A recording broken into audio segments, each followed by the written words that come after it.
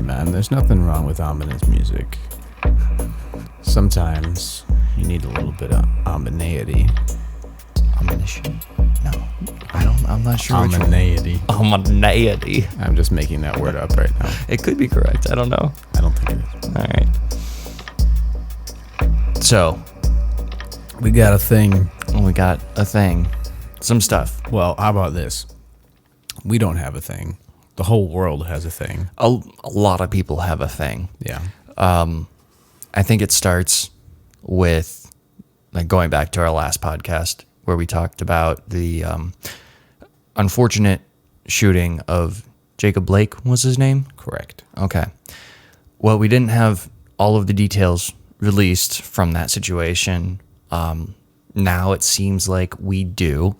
And there are some things going on right now on like social media, perpetuating false narratives and lies. And there are some things that might have been reasonably misconstrued.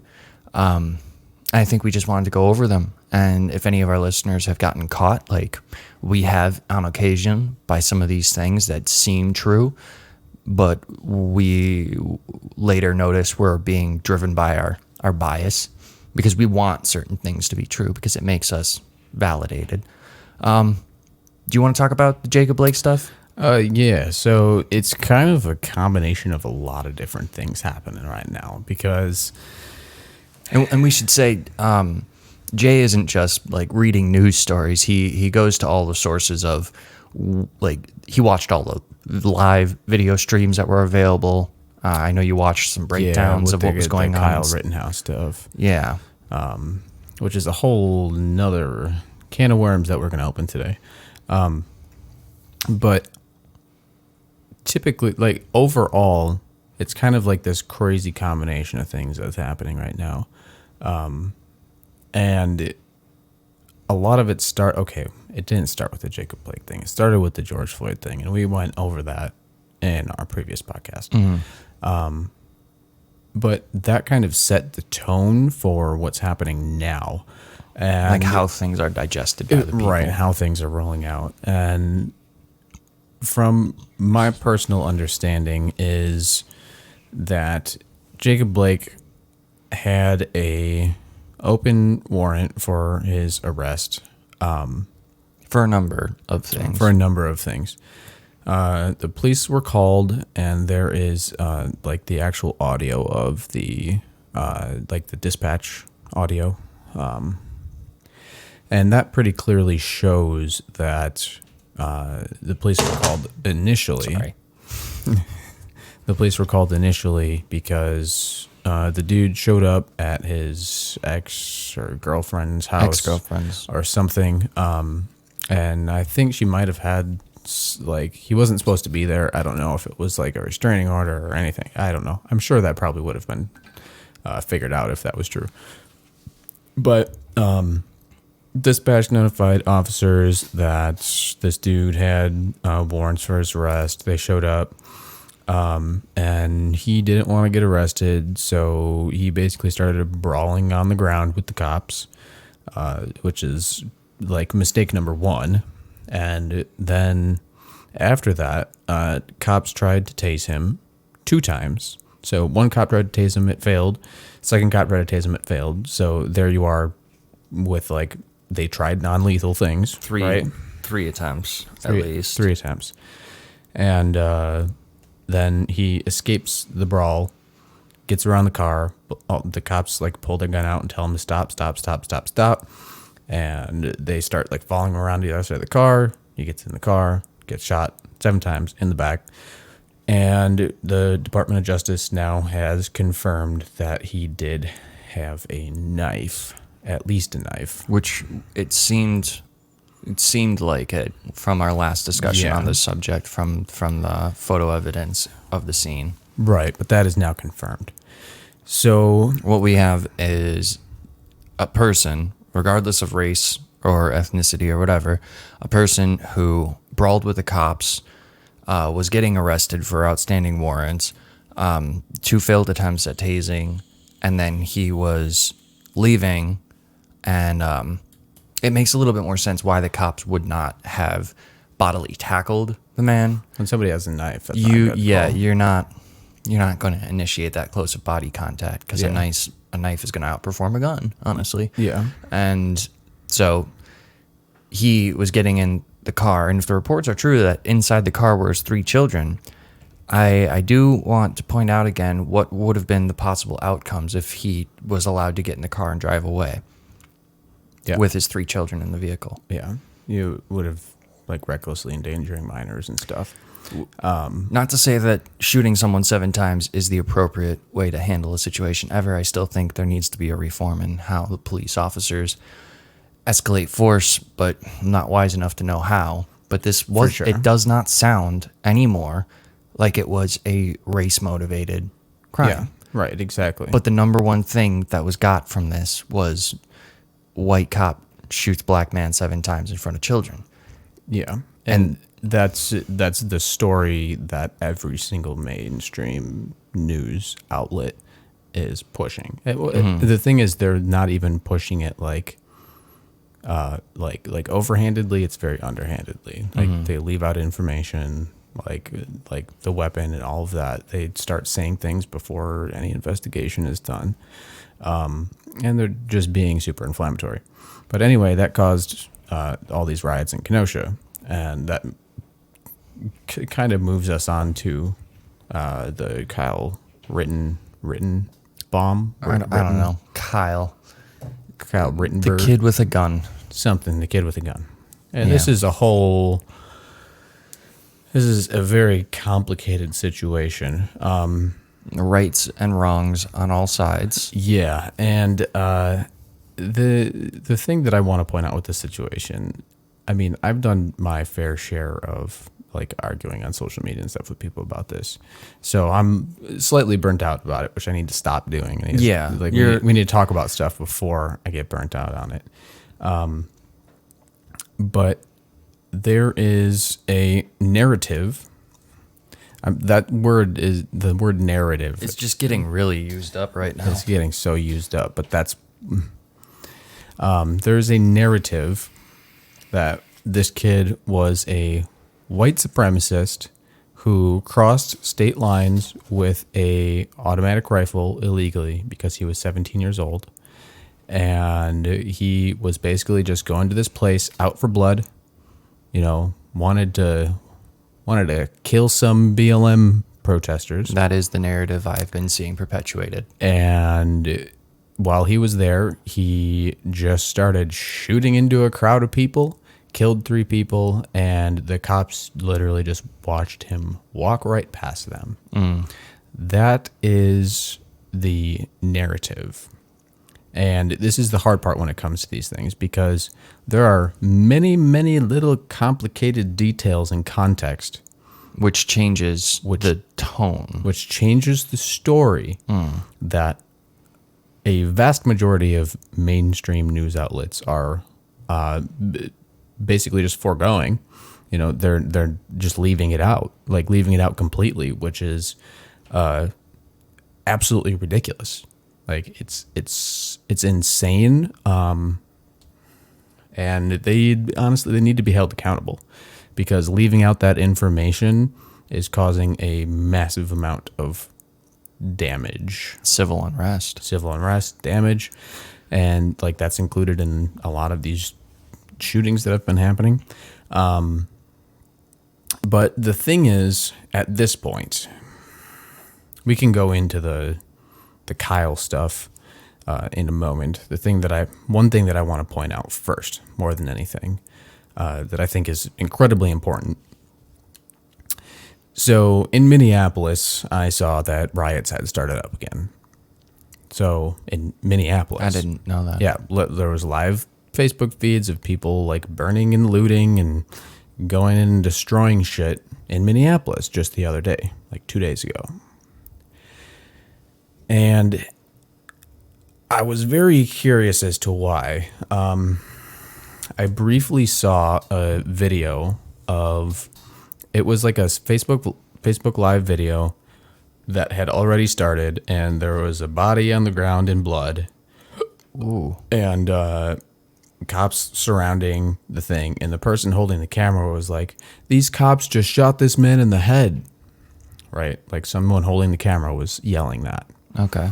And that was falsity number one. It then came out after all of these riots and looting started, before anybody had time to figure out what happened. Just a rumor started spreading that cops killed another guy in the middle of the street, shot him in the head. The next day, with video evidence, this guy was a murder suspect, and cops were basically looking for him. And he walked onto the street corner and shot himself in the head. Committed suicide right in the middle of the street on video. Just bam, right in the street, dead. Killed himself. Holy shit. And BLM, the Black Lives Matter, and all these rioters and looters. I think there's a difference. There's a split in the crowd. There's still some people that would never move into the space of riots. They're sure. still just there to protest. For sure.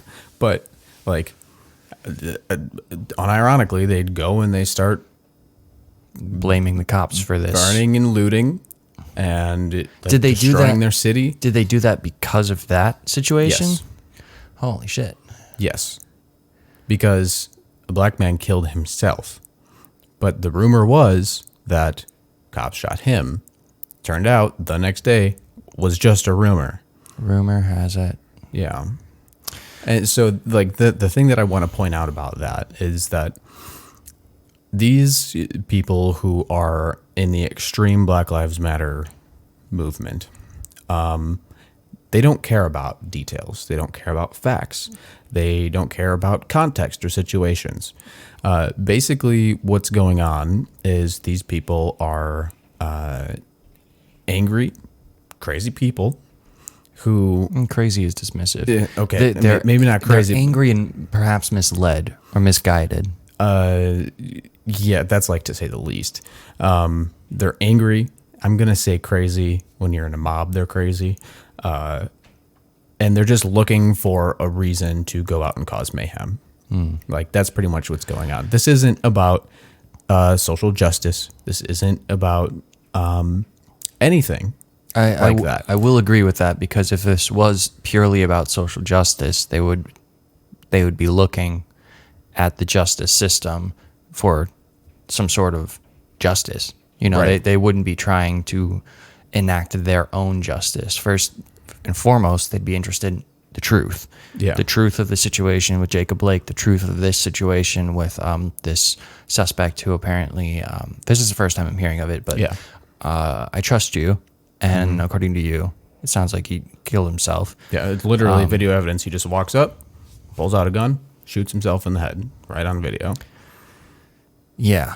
So if it was really a social justice focus, the truth would be more important than their narrative. Yes. And they would be discounting the situations that do not prove their narrative and just be like, this isn't that, guys. Come on, we got to focus on the issues. Instead, it's anything that can spark unrest.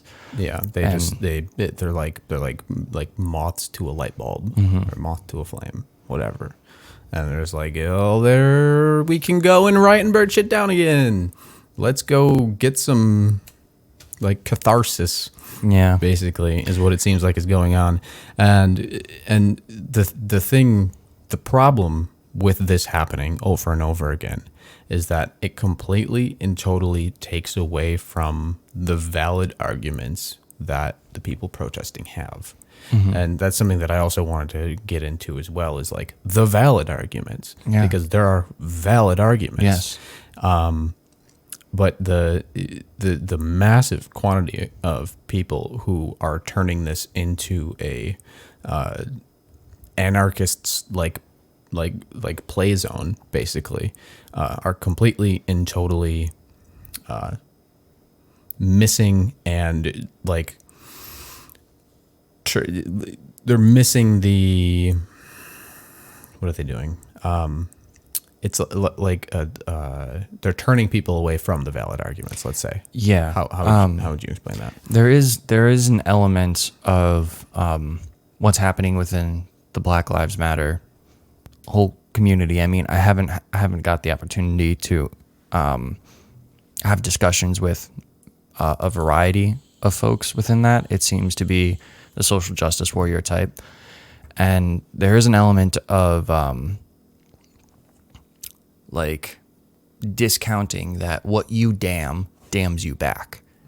So this whole time where people are social justice warrioring on the internet and they're insulting people who are trying to bring up points or counter ideas or want to discuss or even argue, when you insult them, when you avoid the topic and change the subject, avoiding key things that need clarification across the board, if you're doing that, you are in fact making more enemies for yourself. You might think, oh, I'm fighting the bad people, but what you're actually doing is like when you're fighting a Hydra, you cut off one head, two grows back. Yeah. Because people are seeing what you're doing and they're like, I can't align myself with that. Yeah. That's a form of evil. Yeah. And if I can't align with you on that, that means I have to align with your enemies. Yeah. So you're making more and more combatants in this conflict that really it doesn't serve anyone's purpose, because I would love to peaceably support and say Black Lives Matter and have it be a real discussion where we help with the cultural things that have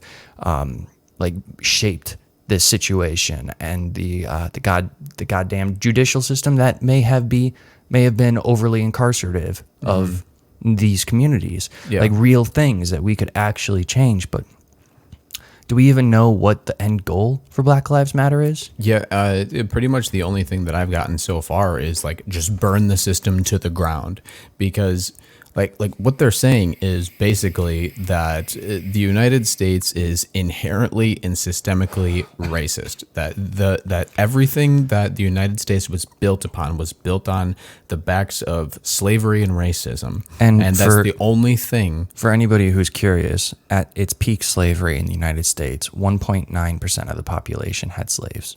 1.9% of the total population of the United States has ever owned slaves. Yeah, like even when it was at its absolute zenith. Yeah.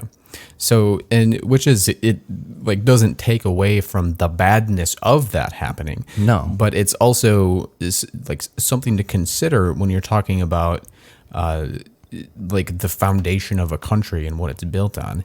Like all of the thing that's super messed up about this is all of these ideas are seeping in through college classes, like social science classes, gender studies, and what are some of the other classes? I mean, you're right along the right lines. It's been multiple generations of indoctrination of a certain way of viewing things, to the degree that now we can look and things like cultural appropriation can be thrown around without impunity. You can just say that, oh, you're eating Chinese food, that's cultural appropriation. Yeah. Oh, you're wearing Norse tattoos, that's cultural appropriation.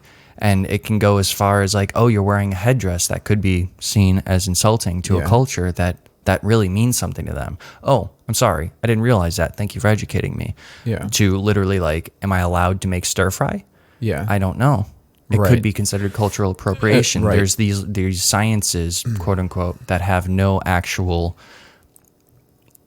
basis in science. Yeah, it's this loose, like arbitrary thing that you can decide at any point at any time that these things are bad or good, and it depends on what you think. Yeah, and that also ties into the transgender activism that changes or transitions into like the sexual orientation, gender, that entire argument. It's all tied together.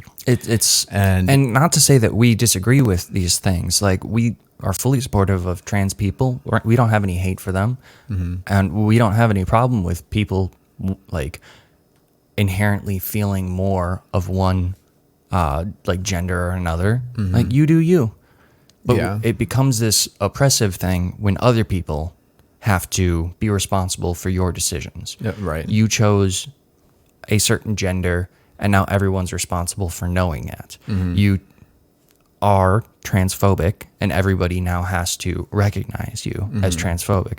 And, I don't know any trans people, so it's really hard for me to get that perspective. But from what I can tell, it seems like a fairly convoluted place. Yeah, it is, and it all comes down to a worldview. Basically, it's an ideology, which has finally, thanks to Jordan Peterson, made its way more into the media, and that's the idea of Marxism and communism, postmodernism, all of those things, all those isms, really, that most people who absorb these ideologies don't understand that it's an ideology, and it's like it presents itself as like a moral apple. Yeah. And when you take a bite, it tastes good, sure. But it depends on you never looking down at the apple again because it's full of worms. Yeah, right, exactly. And the thing is, it's a bunch of the idea of Marxism. Like this ties in. We'll get back to what we were talking about, but this ties in all of the identity politics in general. When you're talking about the Black Lives Matter movement, when you're talking about the trans movement, when you're talking about the gender movement, all of the social issues, right? There is a worldview that has been pushed through colleges that very subtly, that people I don't think realize is a worldview. It's the process of questioning some like very basic axioms that we have as like a first world country, and the process of doing that makes people look at society and history and art and all of these things basically as a power struggle. Like the only thing that makes humans do things that they want to do is because there is a struggle between one group of people trying to get power over another group of people. It completely leaves out very large portions of what we understand, like about like hierarchies and societies, and how societies build themselves in a natural state. Yeah, and these ideas were popularized by Karl Marx, like way back in the 20th century. The idea of Marxism was tried basically already. It was tried in the Soviet Union. It was tried in, it's still happening in China right now, let's say, to like literal epic failure, like especially in the Soviet Union, literal epic failure, like millions and millions and millions of people died because of this ideology. And what we're seeing right now is many, many years and generations of indoctrination into this ideology becoming expressed in our culture right now. And there's a war like between two worldviews that is happening right now. And the one that's most in our face right now happens to be the Black Lives Matter stuff. Which, if you don't believe the Marxist stuff, you can easily find that the Black Lives Matter movement, the leaders, have on multiple occasions said that they are trained Marxists. Yes. That is their belief system. That is their agenda. And if you don't know anything about Marxism, well, there's some podcasts with Jordan Peterson that would be very helpful for an understanding of what Marxism is, basically. Like, I don't even fully understand what exactly it is. I just know the very minimal basics. And it's like, it's just represented in exactly what's going on in the world right now. And that's why shit seems so crazy. And the thing is that I mean, that's why the people who are in these Black Lives Matter movements and protests are saying burn the entire system to the ground. Because they would like their system to take its place. They would like their system to take its place, correct. Yeah. Which is a system of a socialism or communism, basically, where it's everyone, there is an equality of outcome rather than an equality of opportunity. And the West, from what we have, is based on equality of opportunity. And they want to switch that over, basically. And a lot of the people I think that are wrapped up in this don't even understand that's what's happening. No, it expresses itself as a moral thing. Yeah. It's how empowering is it to say, I'm on the side that's fighting for justice, for peace, for equality, and because these people are being hurt, I will stand with them until you stop hurting them because you're the oppressor. Right. It makes you the hero of your own story. Yeah. And it does not require you to think any more deeply. Yeah. And if you join into that piece, like if you put yourself within that realm of I am one of these people, I am an ally, what are the chances you're going to leave? Mm-hmm. Because you've been surrounding yourself by people who agree with everything you're saying, and they've been taught to shout down or discredit anybody who has any other information that discredits what they believe. Right. So if you start to question it, you are now what? You're racist. Mm-hmm. You are a part of the patriarchy. You are all the things that none of us want to be a part of. You are an oppressor. Yes, you're an oppressor, and you're oppressing the victims. Mm-hmm.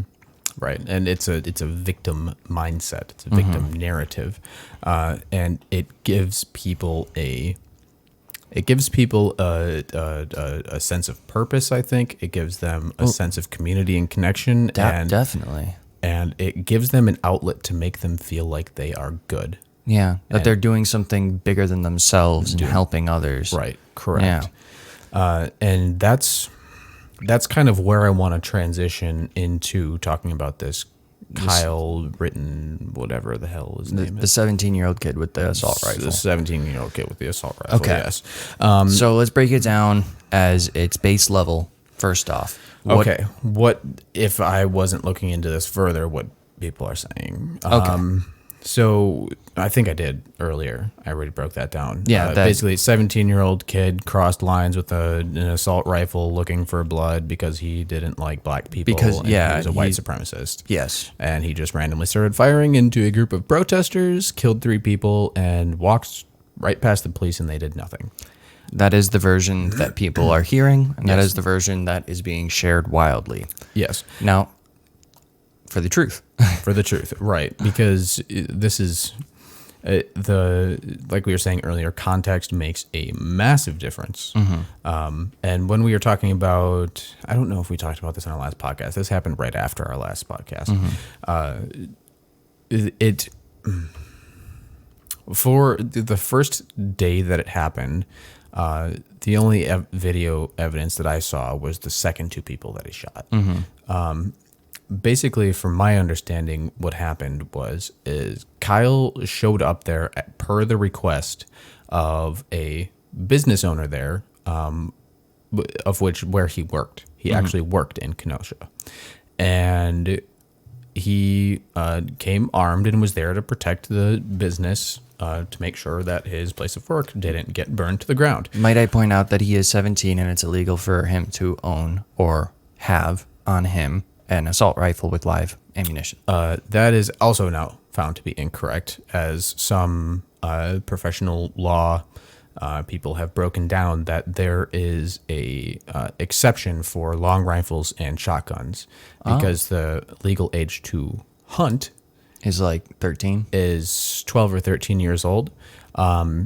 So the open carry laws for long guns and shotguns is 16. Interesting. I did not know that. Yes, it is All right. 16 years old. But did he cross state lines? No, the gun was already in Wisconsin. It was a friend of his. Okay. His So rifle. we've already established that he did not break any laws by wielding this weapon, and he did not cross state lines with said weapon. There's a possibility that it could be argued that he wasn't hunting, but that's going to be tough, because in the law itself, it doesn't explicitly state for hunting. Mm-hmm. The law is for hunting technically, but it doesn't specifically state that under these conditions only. Right, exactly. Okay. Yeah. And it's also like something about being in the presence of an adult, which I believe he was. His mother was there. Well, his mother was there, and friends who were over the age of 18, and business people. Anyway, like it's a very, very gray area as to whether he even broke any laws In that. In that situation. But he was there with the idea to protect this business. And at some point in the night, you even see him helping protesters who got pepper sprayed and hurt and stuff. He had with him a little orange first aid kit bag, and he was there helping protesters. He was like, he was saying, "I have an EMT. Like, come to me. Like, I'll help you guys." And that was the protesters that he was helping. The main thing that there was like a little video of him saying like, "I'm not here on anybody's side. I just wanted to make sure that nobody gets hurt, no property gets damaged, and like I'm just here to help people and make sure things are okay." Which is like, for a 17-year-old kid, fucking ballsy, man. Not bad. Fucking ballsy. I will say that. There are some people that would claim like he probably shouldn't have been there, and I would tend to agree with that, but it's not my place, I guess, to tell somebody like when their city is being burned to the ground whether or not they should protect their own shit. It's kind of a thing of your own fruition. Right, you have to figure out exactly. yourself. But and also it's the responsibility of our leaders and our government to make sure that citizens don't have to do that for themselves. That's also a very valid point. Situation number one. You talk about Governor Tony Evers from Wisconsin, who literally the day before 2 people got shot and killed, President Donald Trump calls up Tony Evers and says, "Hey, I got backup for you. Do you want me to send 1,000 federal agents over there for you to make sure that shit stays under control and okay?" And Governor Tony Evers says, "Nope, fuck you, Trump. I don't need your help." And he does absolutely nothing about it, which is like the blood of those people is basically on his hands. Because if he would have accepted aid and stopped all of this shit from happening before it even happened, those people wouldn't be dead. We're playing what ifs. Yeah, We're playing what ifs. We don't know for certain. That's my personal opinion. Which you are very entitled to. But anyway, a 17-year-old kid shouldn't need to feel the need to do that. But considering our leaders, he felt the need to do that. I think that's what his thought process was. Some folks feel that call. Yeah. I would like to point out that it does seem rather strange that a group that is determined to get social justice and create equality would avoid the hard targets of government buildings and government agencies and attack independent and private stuff. Businesses. Well, they made it to the Wisconsin Department of Corrections building and burnt that to the ground. Oh, they did. So, but the corrections building. They're doing a little bit of both. Okay. They're playing in the private sector and in government. I do understand that things will get bad in many occasions before they get good.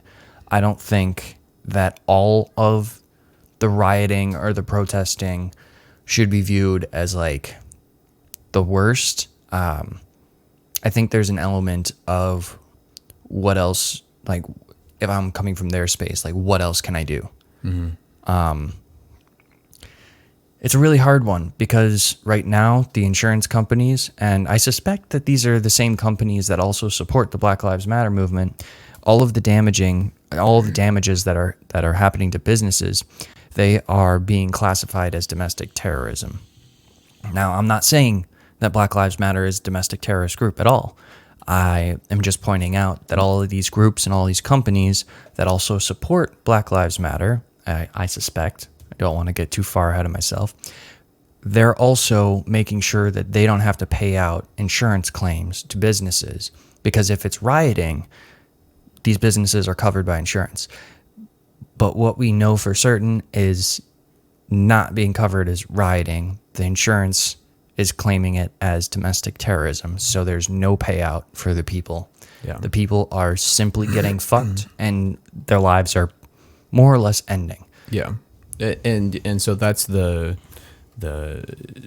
I guess the big picture on well, one of the biggest claims that I see people make is that it's all good and it's okay. These places have insurance, like material items are not more important than human life. And the argument that I always throw back is, you know how much human life has been lost in these? Like it's like 30 some people now, 32 people have died in the process of these riots, being burned alive in buildings that were set on fire, being beaten to death in the streets, shot in the middle of these protests, the protesters doing, or the rioters doing the shooting. So this isn't like a non-fatal thing that's happening. This is like complete anarchy that's happening. And people are trying very, very, very heavily to justify what's happening. And I just got to say, like, straight, you're wrong. You're wrong. You're just wrong. Well, people don't respond well when you just tell them they're straight wrong. Although I don't think people respond very well, even if you're like, most people. I've found like one or two people out of all the people I've interacted with outside of like you, who will be like, oh, you're not being combative in this conversation, so I don't have to be combative. Yeah. I won't be combative and we'll just be chill and we'll just talk. I'm learning to respect you, sort of thing. But the vast majority of people have no interest in holding a real conversation. Their only interest is being right, being morally superior, making you feel dumb. Yeah. And I mean, little off note, spiritually, that all just comes from a place of insecurity. Yeah. So if you're acting that way to other people, it's actually more of a reflection of yourself. I'm sorry, but if you're lashing out at people, you're just insecure about your own feelings. You need to look deeper into yourself and ask yourself some hard questions. Yeah. But anyway, going back to the story with Kyle. Yeah. We can circle back pretty far off. That's okay. So I already explained why he was there, or why it is alleged, I guess, that he was there. But basically the video, which I have seen all of it now, he was there helping protesters. At one point in the night, there was a group of rioters that had surrounded the business that he was trying there to protect, and they were being insanely aggressive to all these people that were there with assault rifles. Never really a good idea. Not a very good idea. But at one point in time, from what I've seen, is that there was a dumpster fire started, and Kyle had gone to try and put out that dumpster fire. And the people who had started it got mad at him for trying to put out the dumpster fire, and they started being aggressive towards him. They cornered him in a parking lot, and they were being very aggressive towards him. One guy, Rosenbaugh or whatever, the first guy that got shot, is seen on video chasing Kyle into a corner, basically, and lunging at him. And in the process of this happening, there was a gunshot that was fired that wasn't Kyle. And as soon as that gunshot was fired, Kyle turned around, and here's this guy Rosenbaugh like lunging at him and coming to try and steal his weapon. Barrel first, by the way, trying to steal the weapon. Kyle then discharges 5 shots, shoots the guy in the head, the torso, the leg, and that guy died immediately. And to me, it is a pretty straight up cut and dry self-defense. You have somebody coming at you, like literally attacking you, trying to steal your firearm from you. He heard a gunshot, which we think was possibly the dude that got shot in the arm, trying to either like shoot in the air to scare him or at him. But Kyle then moves around the vehicle, sees the dude that he shot on the ground, goes to call 911, basically to turn himself in and say, hey, I killed somebody. I had heard he called his friend first. No, that's was not true. There was the guy. There was a reporter. There was a reporter that was right behind the guy that got shot, and he was there with a camera. And after the dude got shot, Kyle came around, and the reporter had ripped off his shirt and tried like I saw that covering bit. the head. And he saw someone next to him, didn't realize it was Kyle. That Kyle had circled around next to him, and he said, "What are you doing? Call 911." And so Kyle pulls out his phone, dials 911, says, "I killed somebody," and then starts running away. So that reporter confirms that the first call was to 911. Okay. And then he starts running away. Giant mob starts chasing him, saying, "This guy just killed people or killed someone." Right. And all of these people have no idea that he was just being attacked, or no idea that it was self-defense. It's just mob mentality. Hey, he just shot somebody here. Get him. So they start chasing him. And I think most of us have seen the next part. Most of us have seen the next Where part. Yeah. One guy hits him with a skateboard in the head. And then what? Did he also try to kick him? Or There was one guy that came and basically like flying kicked him in the face. And then the dude with the skateboard comes, and as he's hitting him with the skateboard, gun discharge, shoots him right through the heart and kills him basically instantly. Takes a couple steps and dies. moral of that story, you guys, is it's regardless of situation, bringing a skateboard to an assault rifle fight, Not a good idea. not a good idea. That's not a that's good not idea. a rational move on any human being's part. If you see someone who's running for their life and they've got a loaded assault rifle, do not try to hit them with a skateboard. Yeah. I mean, you would think people would understand that. Like, Nobody feels bad when we see like someone on the internet go and agitate a like bull and the bull gores them. No one feels bad for that guy. But in this situation, we suddenly have changed the context. That one it's like some. like obviously I don't condone it. I'm not glad that it happened. It's a horrible loss of life, and I it's hard to even get my words right now. But there's something to be said about an acceptance of your own fate when you do something like that. Yeah, for sure. It's like you put yourself in that situation, and these people that were lacking information about what had happened start chasing this guy down. And I mean, that was their free will, and that was their choice.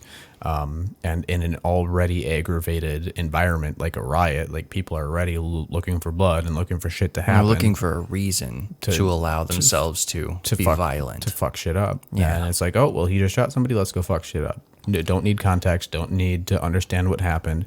None of that. And they paid for their own ignorance, I guess you could say, which is really unfortunate. And which is why I wanted to talk about what we were talking about before, about the whole Marxism thing. We shouldn't get too far away. We should finish this story before we start wandering off, because Okay. we have a tendency to do that for quite a while. Okay, but this thread that I'm thinking like has important. All right. As long as you're has important context, because it shows some empathy to the people that got killed.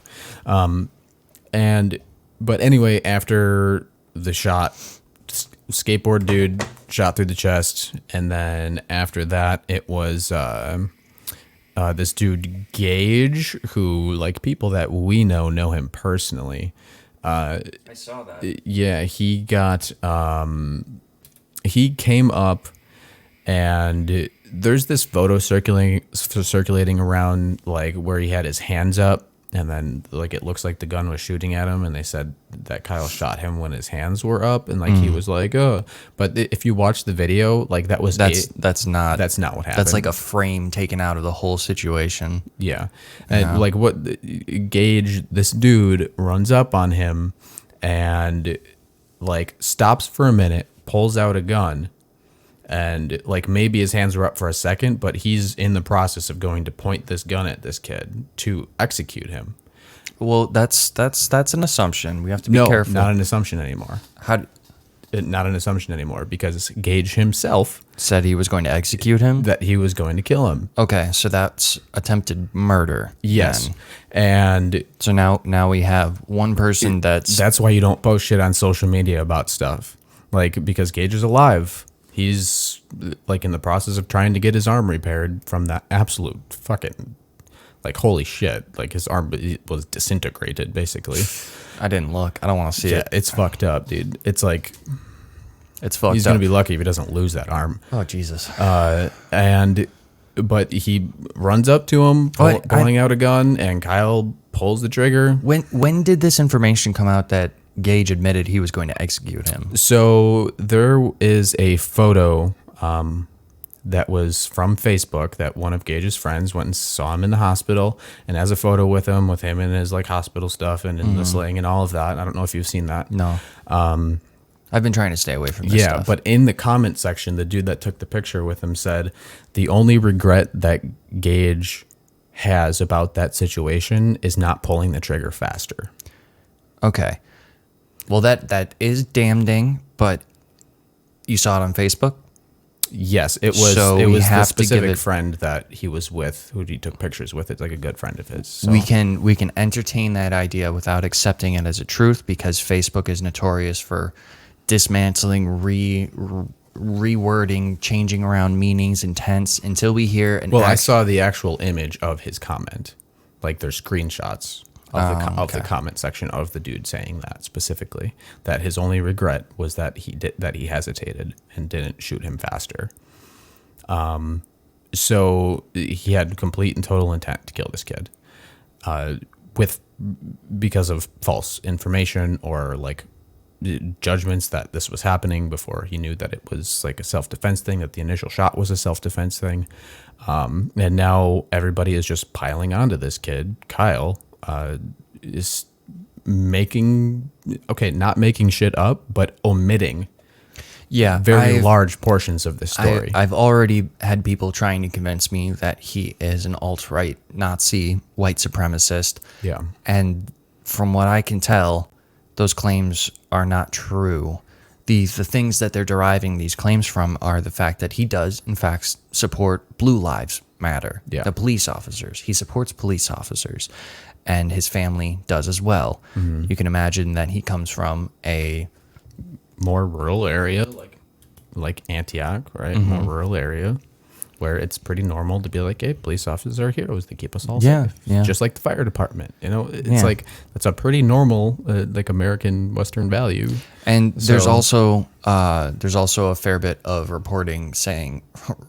It's Facebook and other social media things that are saying like schoolmates say that he loved triggering like libtards, liberals. Mm-hmm. Sorry if that word's offensive. I don't really care if you're offended. Yeah. So there are some things that might make you think he falls within those categories, but they're not mutually entwined. You can love being a troll and support police and not think your race is superior. Yes. So unless he's going around saying that white people should be wiping out other ethnicities or something like that, that's a little bit presumptuous, and it's a super damning thing to be saying. Right. But then again, everybody's new fun thing to do is say you're a racist. Yeah. Or you're a white supremacist. or a fascist without actually understanding the serious morals that go along with being one of those with types something of people. like that. Yeah. I doubt you've ever, anybody who's viewing this, I doubt you've ever come across someone who's actually a fascist, anyone who's actually White supremacist. a white supremacist. And you would fucking know if you did, because they would terrify you. Yeah. These people, the people who believe these types of things live and breathe and hate all the time. They're the types of people who are already in our prison systems. Yeah. Because they're wrong. Yeah, but now what people are doing is they're conflating like supporting the police with white supremacy. I'm sure we have people who have seen our videos who think that we're white supremacists. Absolutely. Yeah. It's a very Absolutely. easy thing to throw around at this point. Yeah, and that's the problem. When you do that, you completely and totally nullify your argument, and you take away from the severity of true white supremacy and true fascism, because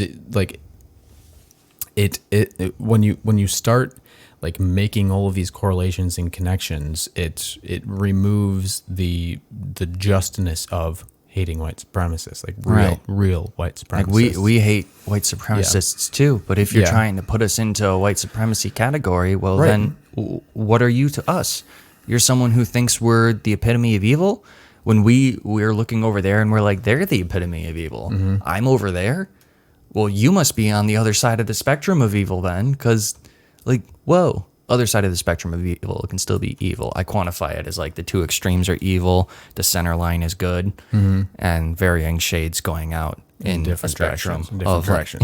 Right. It gets more and more complicated the more you look at it. But until you get to a certain degree on those ends, I don't think you're really classified as evil. Right. And now a lot of the people that are on the left, so-called end of that spectrum, are basically anybody who is like to the right of Marxism, like full-on Marxism, is a white supremacist, which is insanity. It's absolute insanity. Pretty interesting. I'll give you that. Yeah. But that I was going to say something. The white supremacy thing. Here's the thing, though, guys. White supremacy, fascism, or not fascism, white supremacy or white nationalism or racism, within context, is not illegal. You can be a racist legally.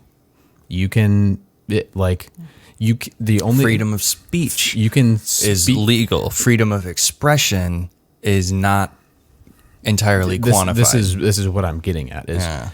You are 100% allowed to be a racist or a white supremacist in this country as long as you are not violent, you don't hurt anybody or their property, and you don't call for violence or incite violence on a public platform for others. But if you're a racist and you think that black people are inferior, it's like you're allowed to live. Your life's going to suck. People are going to hate you. Yes.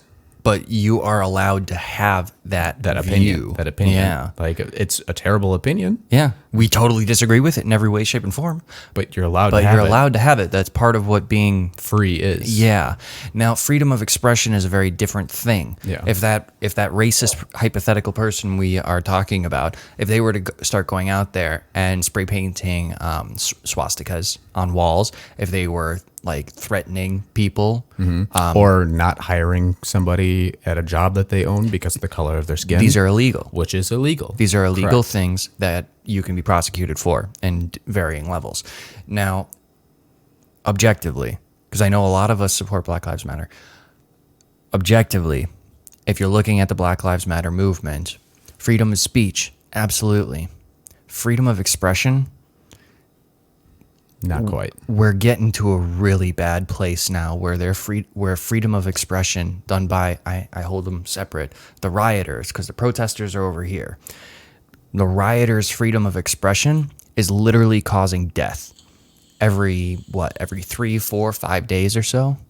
We had in Kenosha County, we had a bus full of what is suspected to be rioters. What was it called? I mean, they had Riot Kitchen painted on the side of the bus. And police were tipped off about this situation, and then they caught them, or were reported and found them with a bunch of gas cans and illegal fireworks. Now, this one gets a little sketchy too, because, excuse me, one of the things you were watching was talking about how they're already being, like, what's the word? Not tried, but like there are charges already against them before any acts have been done and before anything technically like horrible has been done. And that gets kind of blurry because I wouldn't want that for anybody. Anybody who hasn't actually committed a crime should have like social, like the justice of the law. Right. You know? The thing is, though, if you send a text message that says, "Hey, I'm going to go burn down this building," that's incriminating. You have gas cans in the back of your car. Like, just because you didn't do it yet, that's true. They know full on well that they had the intent of doing so. That's fair. And I would be absolutely amazed. I would be absolutely amazed if there was no form of communication to the whatever kind of hierarchy they have in these groups, that there was no communication that that's what was going to happen. We're also finding out. We're still trying to get more information on this situation. Like all the situations, we have to wait for more information to come out before we get too ahead of ourselves. But it seems as though they traveled from Portland, Yes. across the country, and interestingly enough, Portland for the first night in some 93 days, was it, had no riots. Yeah. Because Portland's been having riots for consecutive 92, 93 days or something like that. And just so happens that this riot bus leaves and they don't have any riots. They don't have any riots, But right? Exactly. here we find them in Kenosha. Yeah. And that's the thing about like these types of people, like the full-on Antifa types of people. There's a good possibility that many of these protests would have been fine and legit and nonviolent. Antifa, they go through full-on training To agitate and create these problems to try and get their agenda through, basically. which seems kind of cool in theory, because, anti-fascist, that sounds all right. But I don't know if they're actually fighting fascism The name is just ironic, honestly, because they're using fascism. They haven't done Their name anything. is Antifa. They've never, as far as I'm aware, they've never done anything that actually stopped any form of fascism. They've just imposed their version of fascism upon others. Yeah, right. Which, what you damn damns you back. Right, exactly. And the thing that's so funny is like all of these people that end up like getting arrested and stuff, and you look at them and you can just see like the type of people that they are just visually. Like you can see that they're the gender studies types. They're the people that have gone through these classes and have been full on indoctrinated by their college professors. And it's like, I can see the point you're making. I just don't like that it's a thing. But the thing is, it's a thing. Yeah, Like, I just it's a don't thing. like. I just don't like the concept of like looking at someone being like, "Oh, I know you already. I can already tell what you're like." But there is I'm not saying saying that. I'm not saying that people who look like that do those things. I'm saying that The people who have been caught doing those things happen to look like happen that. to look like that, right? I might be considered someone who could look like that. If I got like a nose piercing, I grew up my beard a little bit more. Yeah, got the. I mean, I wouldn't be against that. I think man it's a fairly decent look. Yeah, but it's not. This goes okay. So we didn't even finish the Kyle story. Did oh shit. No, Okay. the Gage getting shot by the gun, I think, is the last thing that we got to. And then Kyle then walks towards the police where he was trying to go the whole time after he shot the first guy. And then people started attacking him. Like he was going to turn himself in and be like, hey, like the shit just went down. Like, please take me. Like, I want to tell my story. Like, let you guys know what happened. Like, there's people hurt. And the cops don't know what the fuck is happening. There's hundreds of people in the streets. They're hearing fucking gunshots. Shit's going on. And also, they may have already come across Kyle earlier in the night, saw him like protecting businesses and like offering to help people and directing like other EMTs to like aid others and all that stuff, which are all things that like the cops want. They want more aid. They want their citizens to be protected. They want the protests to happen in a peaceful manner. They don't want this to escalate because it's their lives. It's their livelihood. It's their entire world that's on the line here. This is their job.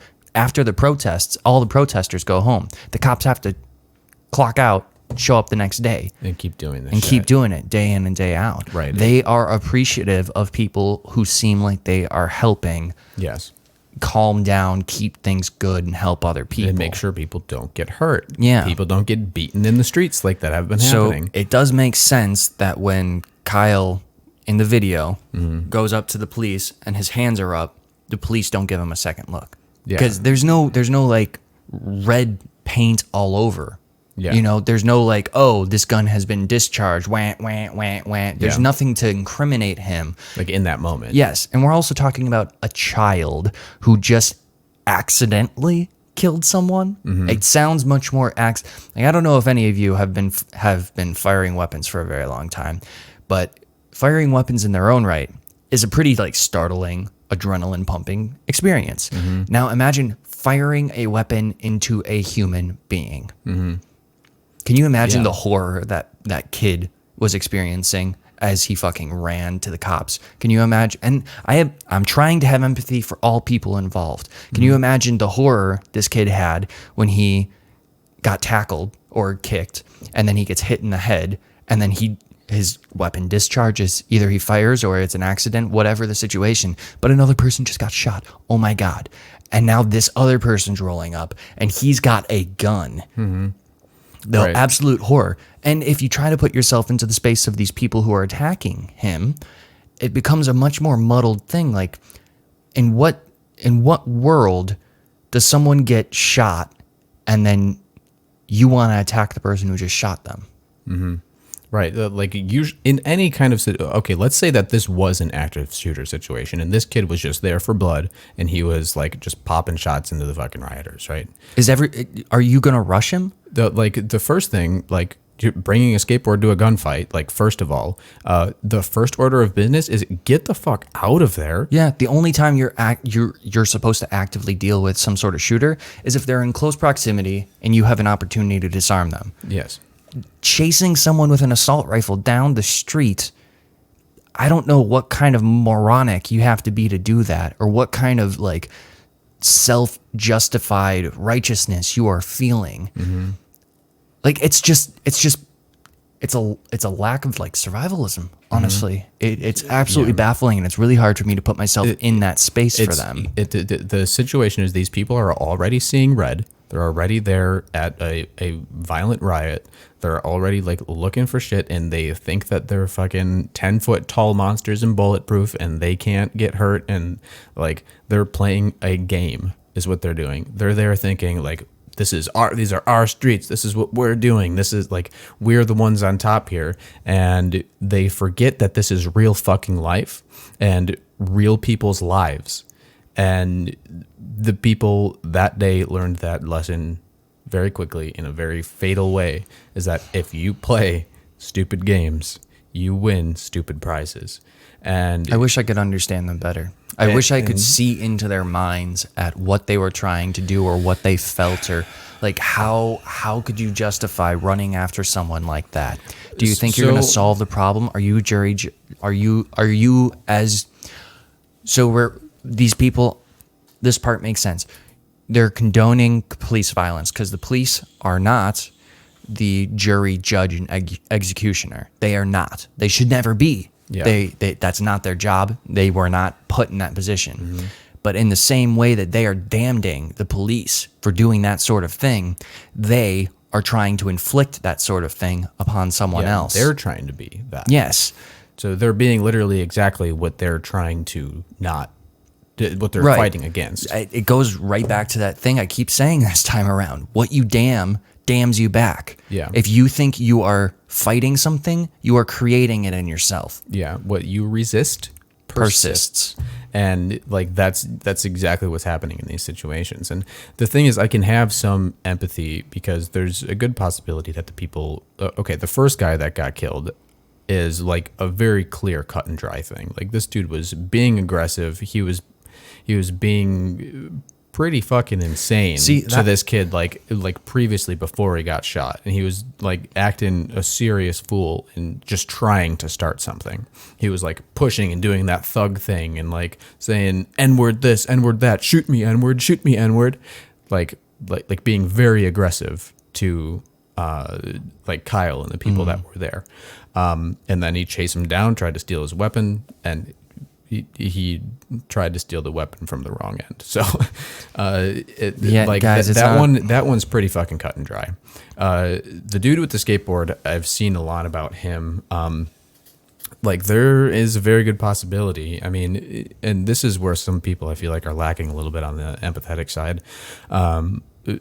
That like this dude could be there for just causes. I mean, to be fair, it was after curfew. It wasn't like an actual legal protest. But dude could have just been there like supporting the like actual part of the protest, and then just sees that some dude killed some dude and is going to try and help the situation and try and stop like an active shooter from shooting somebody. Like he's thought that he was doing the right thing, right? He was in that moment. But like we said, that's his free will, and he lacked the information of what was happening before. And in mob mentality, he chose to do that thing. And just because he thought he was doing the right thing doesn't mean that he was doing the right thing. He made a bad choice. He made a mistake, and he paid with his life for it. That doesn't mean that this guy that got shot and killed was a bad person. Maybe he was there and he wasn't starting any fires and he wasn't doing anything bad. He was just there to support the legitimate cause that people are there for. Maybe. Like, that's very possible. But this is the thing with situations like this, is they're fucking messy, man. Like there's no like one size fits all for these things.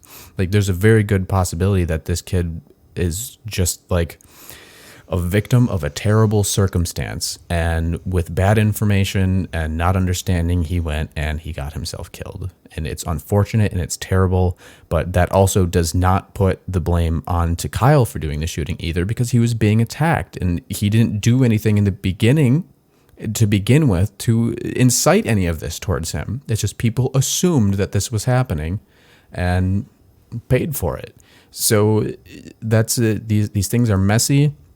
It's really unfortunate that it's happening, and if people had a little bit more like stop and think about the causes that they're fighting for and the situations that they find themselves in, like maybe that wouldn't have happened, but it did happen. So what do we do about it? You know? Well, I know for one, we stop pretending like we know what happened on Facebook. We stop perpetuating versions for ourselves and our friends and people who agree with us so that we can get social points. We stop making things up. We stop taking things out of context and shoving them as far as we can to affect as many people as possible. Yeah. We don't shut down conversations. We open up conversations. Someone has more information than I do. I want to hear what you got. That might not be correct. Let me correct you. You didn't know that? That's cool. What do you got that I don't got? Yeah, we have to share. We have to converse. We have to try to find ground to talk on, stand on together. Look in each other's eyes and before you start condemning them as demons. Because what is happening right now is the divide is getting bigger and bigger. And both sides are being told by their own respective sides, which I think are more politicized than people think, that you're not supposed to talk to the other side because they're never going to understand. They're just a libtard, or they're just a fucking soulless conservative. Like they're a white man. They can't possibly understand anything. These dividing things, they are deliberately put in place by the people, the agendas that are being pushed on either side. Yeah. If we're not actively taking part in conversations of truth, instead of just, I want to be morally superior, I want to be correct, I want you to be wrong, I want you to feel that you're wrong. Because did you guys know that when you make someone wrong and feel bad for being wrong, they're going to double down. They're going to hate you. You just made an enemy. Yeah. Now, if you correct someone and you say, you might not have known this, but this is something that I found. They take that and they're like, and you didn't shove this into me as a knife. You're you're putting it in my hand for me to process on my own. Cool. They say thank you, or they should. Many don't, but most at this juncture, the ones that don't, we're not worried about. Yeah, because there's always going to be people, just like there's always going to be racists. There's always going to be stupid people. There's always going to be people that don't want to think with their head or logic.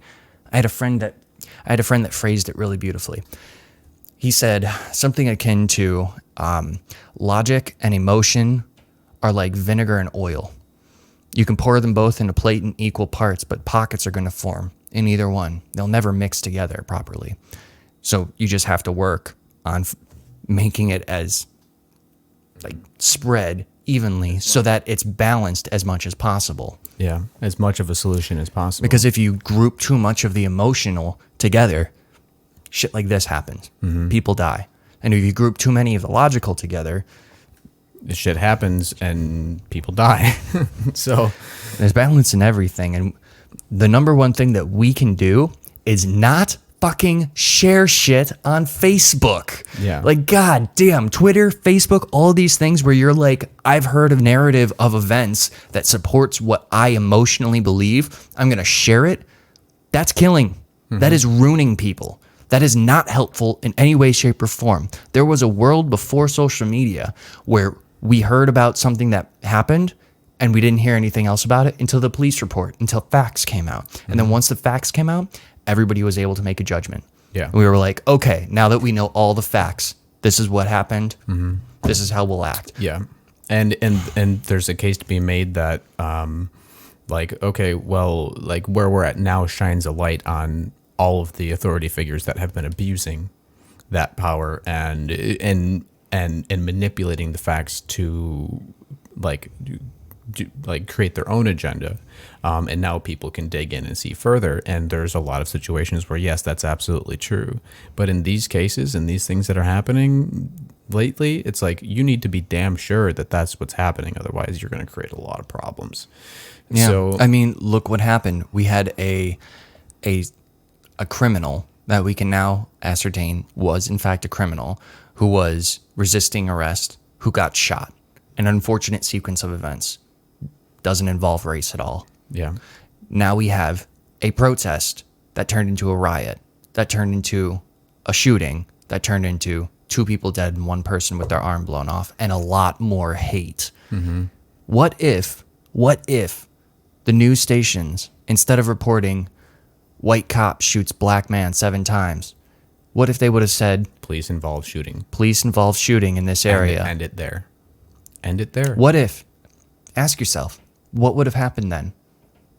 Yeah, and that's the thing is, it's like people have phones and shit, and that shit was blowing up before it even hit the news. But Which is also ridiculous. But the news didn't help. So No, the news perpetuated it because those videos didn't go as far as you might think. Yeah. People started hearing about those videos because of the news. Yeah, and that's why I'm all about hashtag defund the mainstream media, because they're the ones causing all of this, honestly. And if you think that that's on accident, it's not, because the people that own all of the news organizations have an agenda. Look where Black Lives Matter peaks in search engines and stuff like that. It's very interesting that it pops up. What was it? 2020, 2016, 2012. Yeah, all around election cycles. And Election cycles are going to determine the next time they pop up again. like, man, the people that are getting outraged by this stuff and the people that are hating the actual protesters, hating rioters, I get it. The protesters themselves and the phrase Black Lives Matter, not the organization Black Lives Matter. Yeah, the phrase Black Lives Matter and the protesters, honestly, I'm there with you. Same. Yeah, we need police reform. We need good things to happen in this world to help fix the problems. Yeah. Rioters, go fuck yourself. Yeah, go fuck yourself. Antifa, like, rotten hell. Go ahead. Go ahead, man, because you have been consumed by the devil. I am sorry, but you have been. And maybe there's saving, because like there have been a lot of Antifa defectors that have come out in the open and talk about and have like secretly recorded their meetings and secretly recorded like how they're trained. So maybe there is some saving some people, but like in this situation, it's like the only way we can deal with them is treat them as a terrorist organization. Really, it's an ideology that has crept in, and it's going to be incredibly destructive. So, but this podcast is now 1 hour and 15 minutes long. Yeah. And that absolutely flew by. Yeah, it's heavy shit, and it's a fucking lot. Yeah, it is a lot. There's a lot going on in the world right now. I'm hoping that sunlight is being the best disinfectant right now. Yeah. I think that's what's happening the most. That's what I see more than anything, because there's a lot more people that I see that are like, hey, all this shit that is going on, and a lot of these ideas and ideologies are absolutely insane. It's causing so much destruction. And I mean, part of a good thing that's happening because of all of this terrible stuff, the longer it stays around, the more people are starting to be like, I don't even fucking care anymore. Like, you guys are fucking idiots. Like, the same thing's happening with the COVID virus, but that's an entirely different topic. That's a whole nother fucking thing. But Before we get launched into another hour. I know, which I totally could do. Yeah. I'm sure if we get into a podcast where we have like guests on and shit that have really interesting shit, we can go longer and do that kind of absolutely. stuff. But these ones an hour is pretty solid. Yeah. So They're probably sick of our voices. yeah, probably for the like 14% of you that actually make it to the end. So Whatever. yeah, but I don't care. That's all right. That's all right. This was a good discussion. It felt cathartic. Felt like I got some shit out. Good. And hope you guys enjoyed it. Questions, comments, or concerns, leave it in the comments below. We'd be happy to get back to you. Yeah. Subscribe. Hit that bell icon. But did the thing. I did the thing. Anyway, we will see you guys in the next video. Bye-bye.